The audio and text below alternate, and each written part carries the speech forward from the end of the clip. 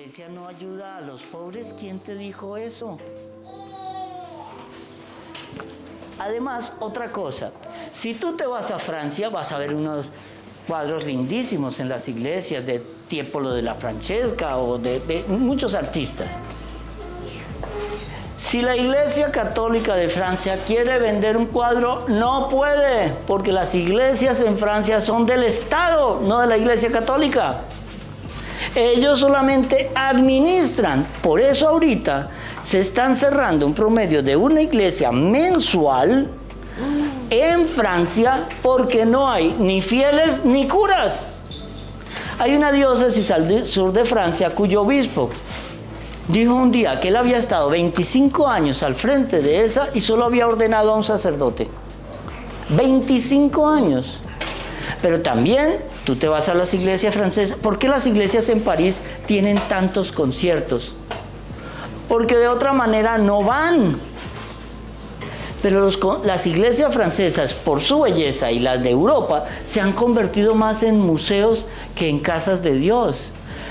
Ves que los turistas entran a sacar las fotos de los cuadros de todos esos pintores famosos del Renacimiento. Pues no van a rezar. Entonces, en Francia las están cerrando. ¿Por qué? Porque si no hay feligreses, si no hay curas, te la quita el Estado. ¿Y qué hace el Estado con eso? La vende o la renta, casi siempre a una mezquita musulmana, a una discoteca, a un strip club o a un centro comercial. Yo conozco iglesias en Londres y en París que la mesa del altar se convirtió en el sitio donde bailan las bailarinas, stripper y todo eso. ¿Qué dice la profecía? No, y aquí, ¿qué dice la profecía? Hacia el final de los tiempos, mis casas se convertirán en templos de Asmodeo. Y Asmodeo es un demonio, el demonio del placer y la lujuria. La iglesia no ayuda a los pobres. Lea primero y luego tiene que decir eso. Tú como católica tienes que enterarte. Es que son miles de orfanatos, de ancianatos, de colegios de caridad. Váyase a Haití. Haití lo único que pueden tener el poquito de auxilio de Cáritas viene de la Iglesia Católica de los Estados Unidos. No hay un gobierno. Váyase a países, vaya a Venezuela.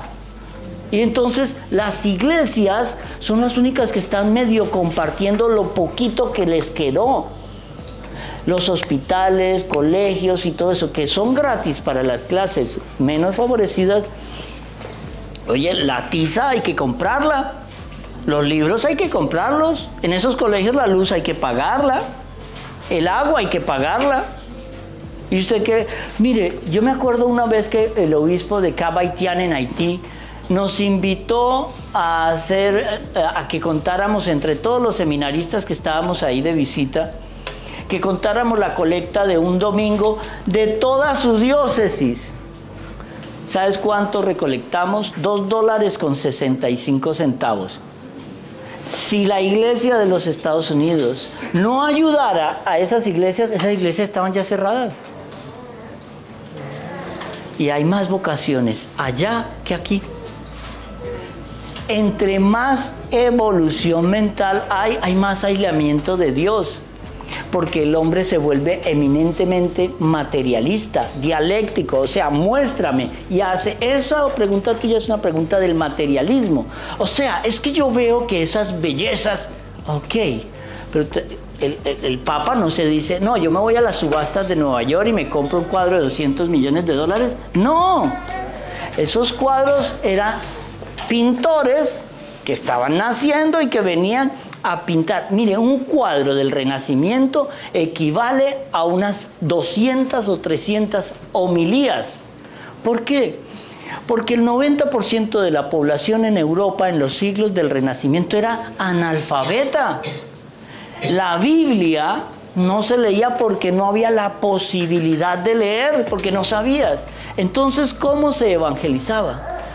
El pintor trataba de hacer una obra de arte que representara todo un capítulo del Evangelio. Y entonces cuando tú ves una pintura como los cuadros de Miguel Ángel o los cuadros de Rafael, la Sagrada Familia, cada elemento que tú ves en la pintura es una palabra del Evangelio. Entonces, entender que eso está ahí, porque hace años los papas, obispos, curas sabían que si contrataban a este pintor, que obviamente no son los precios de hoy, sino al pintor le daban donde vivir y para comer, ya con eso él quedaba contento y se dedicaba a pintar toda una iglesia.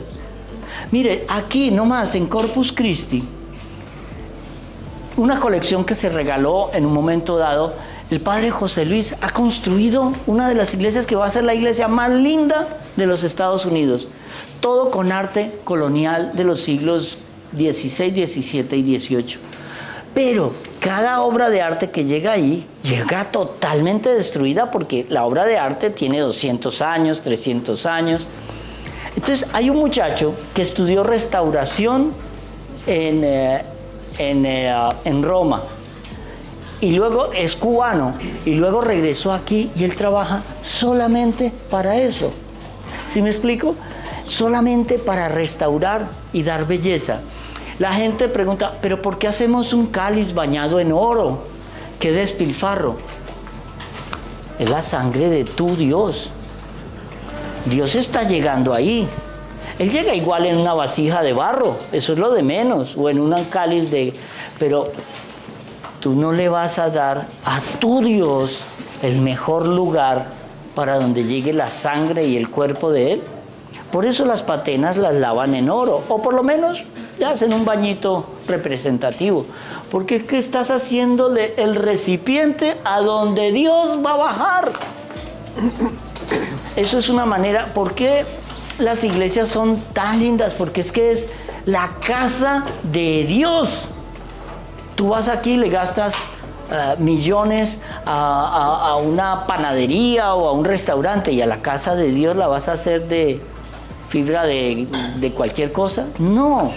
Entonces, eso lo tenía para una clase. Y, ¿sabes qué? Yo en una homilía me acuerdo, en una homilía yo saqué un resumen, creo que se los leí alguna vez, de cuántos hospitales de caridad hay en cada continente, católicos, no estoy hablando de... Los separé por hospitales, hospicios, orfanatos, dispensarios, centros de caridad, centros de ayuda a madres solteras, centros de ayuda antiaborto, donde tú llegas y son clínicas que en nuestros países pues no existen los recursos de Estados Unidos, pero en nuestros países si una mamá quiere tener al niño, pero no tiene los recursos, y en lugar de abortar le dicen, mire, puedes tener el niño aquí y si los quieres dar en adopción, tú mismo lo vas a dar en adopción, para evitar que la madre mate al niño. Entonces, ahora entendemos por qué el Vaticano tiene museos vaticanos. Porque es que sin eso, muchos de los colegios y de hospitales que se mantienen en todo el mundo no tendrían de qué vivir. Porque el Papa Benedicto decía que la Iglesia Católica no es una ONG.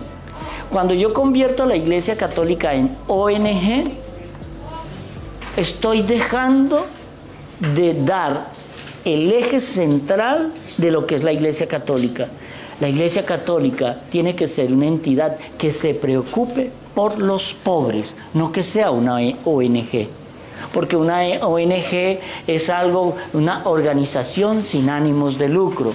Pero es que aquí nosotros no podemos ver eso como ONG, sino como esa entidad que se preocupa por el desvalido, por el anciano, por el pobre, por el limitado físico, pero sobre todo por aquellos que ningún gobierno va a ayudar. ¿Quedó claro? Hay un libro buenísimo que redescubre el catolicismo, además que explica parte de lo que estamos hablando, todo lo que hace la Iglesia Católica. Mire, si la Iglesia Católica desapareciera hoy, el 70% de los colegios de África desaparecerían. el 90% de los hospitales de África desaparecía. No vamos muy lejos. En Centroamérica, casi el 95% de entidades como ancianatos y hospicios desaparecerían. Entonces necesitamos, mire, ahorita la Catedral de Miami está en crisis. ¿Por qué? Porque la catedral está ubicada en un sitio de pobreza extrema en Miami. Entonces, ¿qué pasa? Quizá el barrio que más necesita ayuda es Little Haiti, porque está la gente que la mayoría o son indocumentados o son ancianos, pero ese barrio necesita mucho de nuestra ayuda. Pero por eso la arquidiócesis recoge de las ricas para redistribuir entre los pobres. ¿Sí me explico? Entonces, uno ve una iglesia como Epiphany, que es una iglesia lindísima, con coros y todo eso. Y te vas a ver a las iglesitas que vas a encontrar hechas en un galpón, en Homestead o en Little Haiti o en una parte muy pobre de Pómpano. Pero es que es como redistribuir la riqueza o los fondos para que lleguen a todo el mundo.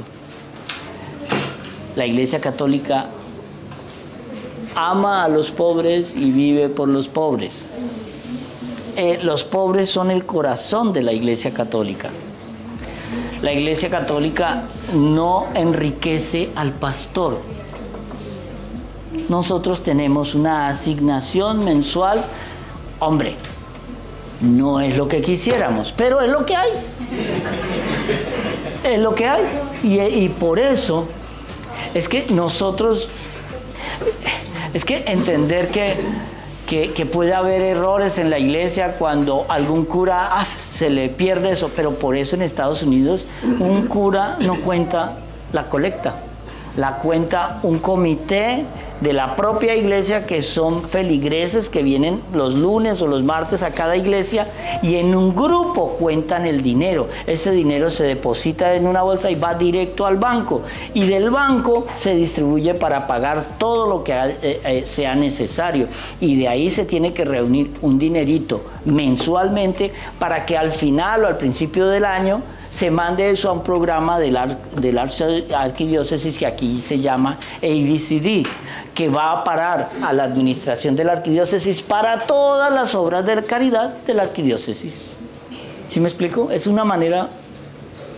Y yo pensé que ese dinero en la colecta era para mantenimiento. Claro. De la misma iglesia. Claro. Pero es que tienen que mandar... O sea, hay un porcentaje que no es pequeño que va a la arquidiócesis para todo eso, porque si no, ¿cómo mantendrías tú la cantidad de clínicas? En Corpus Christi, si una persona indocumentada llega y la chica tiene un problema o una enfermedad, usted no tiene que pagar nada, ahí la atienden. Hay consultorios jurídicos que usted no tiene que pagar nada. Y es de la Iglesia Católica. Hay grupos de odontólogos que usted no tiene que pagar nada. Usted no tiene dinero, vaya a la Iglesia Católica. Mire, por ejemplo, creo que es la catedral.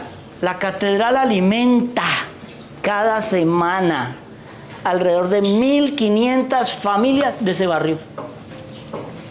Que cada domingo la gentecita lleva una lata de sardinas, una lata de maíz, una lata de una sopa. Y hay un comité de señoras que se dedican a hacer unas cajitas que redistribuyen todo el mercado. Yo me acuerdo que ese era mi trabajo en la catedral de West Palm Beach.